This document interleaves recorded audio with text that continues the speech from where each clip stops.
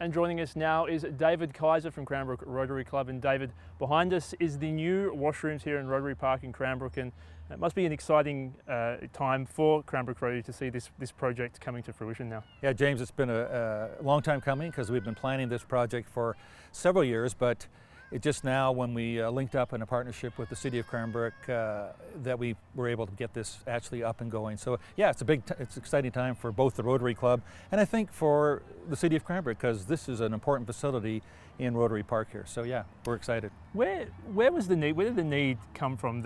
Was there a perceived need? Well, a number of things. First of all, this park, which has been here since 1925, is sort of like the central focal point of the city. You know, like a lot of things happen in this park. Think of Sam Steele Weekend for one, and then the farmers market is right along this street, and the spray park beside us here, and the swings and gym set.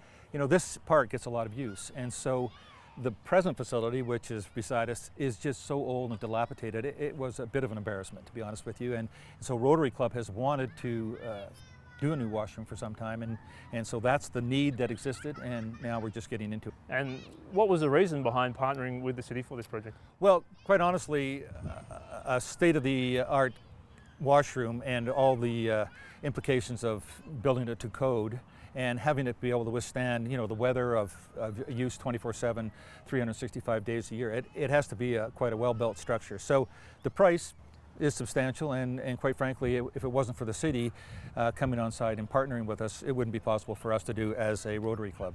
You mentioned state of the art. Just what is going to be in this washroom?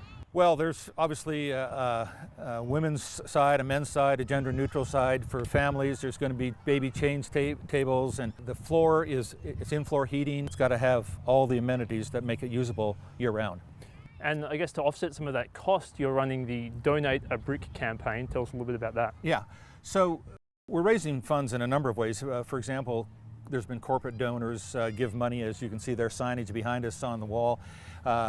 We have just got a CBT grant of $18,000, which was great. We have a Rotary grant for $7,000, which has been super. But most importantly, the community has been purchasing a brick, Donate a Brick campaign as we're calling it, for $250. And all of that money, the $250, goes totally towards the project. And we give them a tax-deductible receipt for that $250. And that can be done down at City Hall. They're taking care of that. They're the sort of the stewards of the funds as they come in. And in exchange for that donation, they get their name on the plaque that's going to be shown on the washroom? Exactly. We're going to have a plaque on the front, and everybody who gives a gift of $250 for the brick is going to have their name on that. Absolutely, James. Now you're expecting the washrooms to be complete sometime around October or a little bit later perhaps, but this campaign is really going to be running until the end of the year. That's correct. Yeah, we've got a target of $60,000 for our fundraising as a club, and so we're going to keep that Donate a Brick campaign open until probably the end of the year.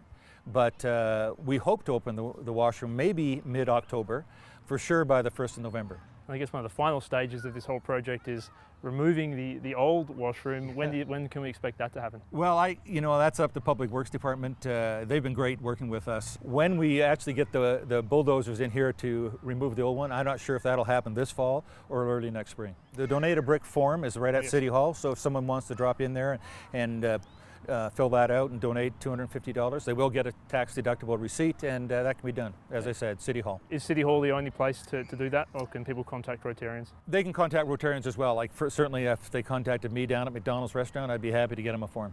All right, Dave, well, thank you very much for joining us on Go. Great, James. Thank you for having us.